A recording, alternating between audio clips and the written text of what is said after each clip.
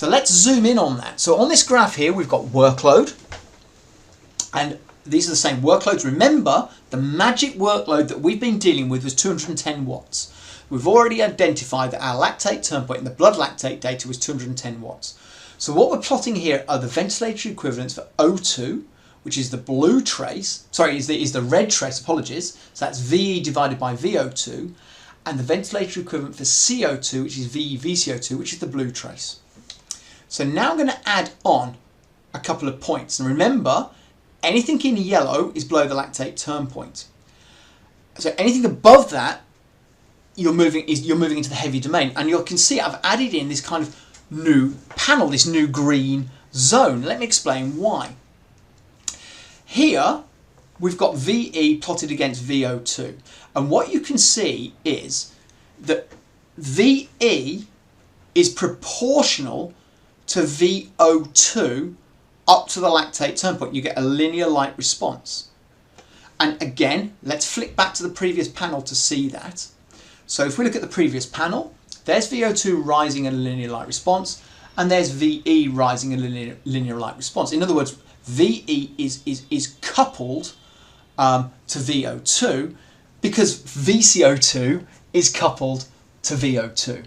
Remember that CO2 drives respiration, and that the amount of CO2 we produce is a function of the exercise intensity, and the VO2 is a direct reflection of the exercise intensity because it reflects ATP turnover rate. So up until that workload, which is our lactate turn point, you get a proportional rise in the two parameters. But now notice VE VO2 suddenly loses linearity. Why does it lose linearity? Well, the key thing to understand is the association between VE and VCO2. Remember, this is the last complicated part. Remember that CO2 drives respiration. Remember that VO2 is proportional. Its rate of increase is proportional, it is coupled to exercise intensity. In other words, you get a linear light response. But remember, you've got a second source of CO2 coming in at 210 watts at the lactate turn point. So VO2 is going up linearly to exercise intensity. VE is coupled to VCO2 because fundamentally you get an increase in CO2, it drives up respiration.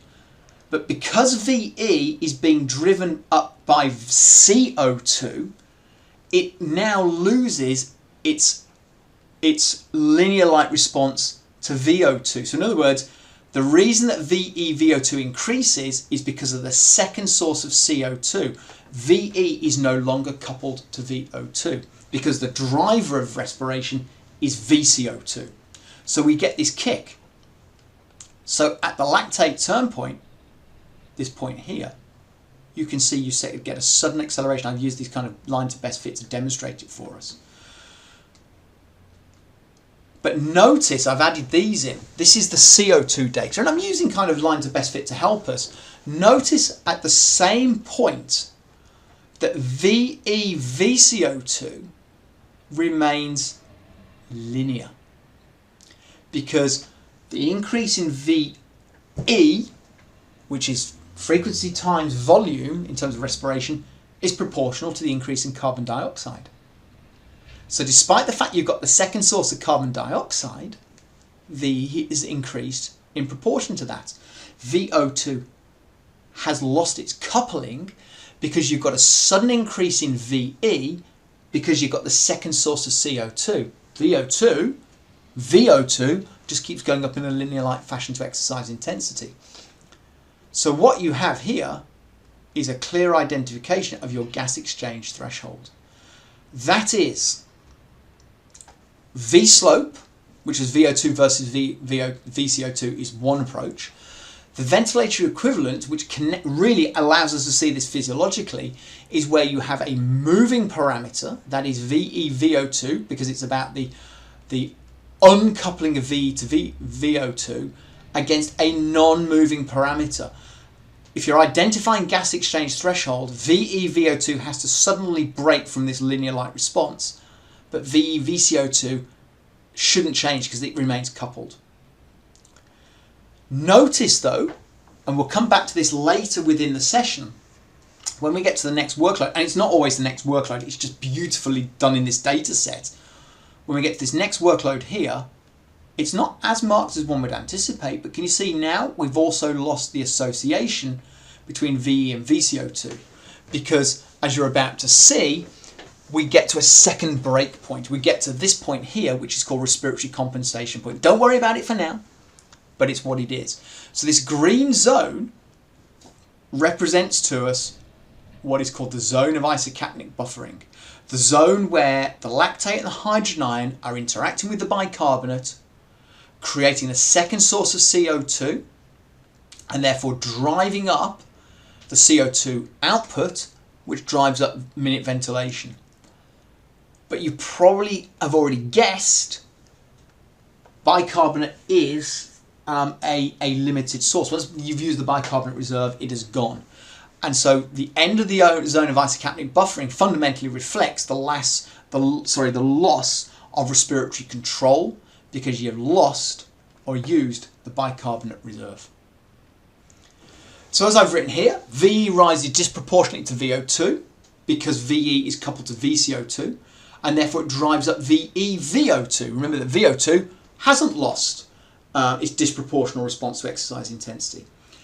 Eventually though, VE exceeds VCO2 because you've lost respiratory control, you've run out of bicarbonate, which we're about to see, and you get the rise then in VE-VCO2, which drives down the partial pressure of carbon dioxide and what is called end-tidal CO2. That is the amount of CO2 you get left at the end of any breath. We actually start retaining CO2 because we become less efficient in terms of respiration. And that is really beyond this point here.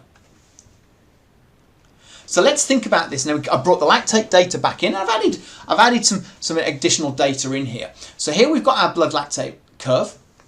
Remember, we identified 210 watts as lactate turn point, and we've now identified it and said, well, actually we can confirm that using gas exchange data, because we've got a moving parameter which is VE-VO2 against a non-moving parameter which is VE-VCO2, and we can triple confirm that because if we look at the equivalent data, the V-slope data in terms of VO2 versus VCO2 would confirm that same workload for us.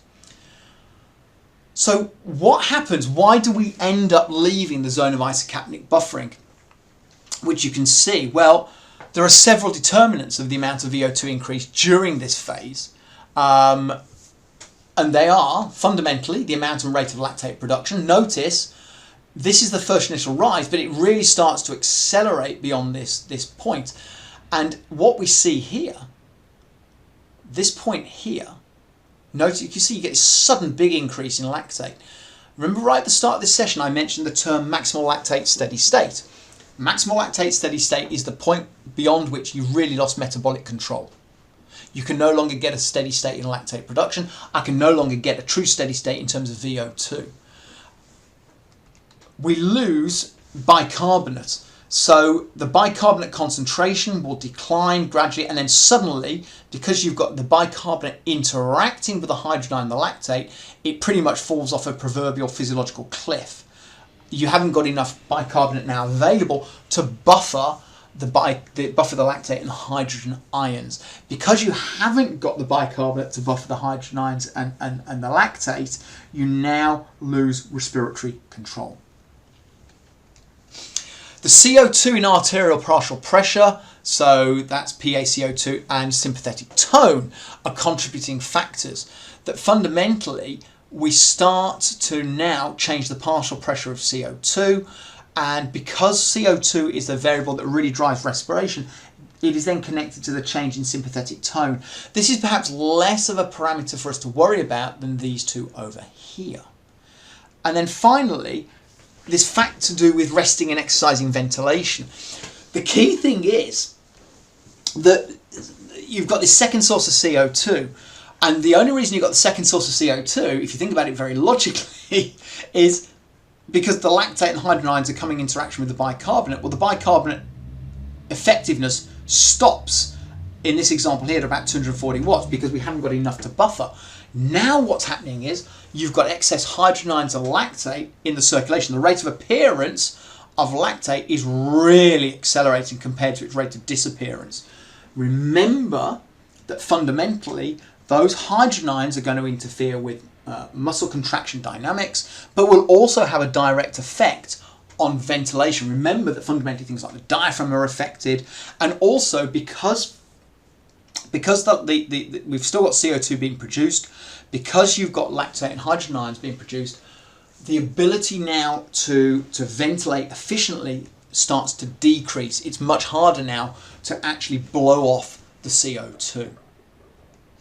And you can see this here. This is quite a nice data set. It's provided in a fairly recent paper in European Journal of Preventative Cardiology. I'm just looking sideways so I can read the reference year, 2019. I thought it was fairly recent.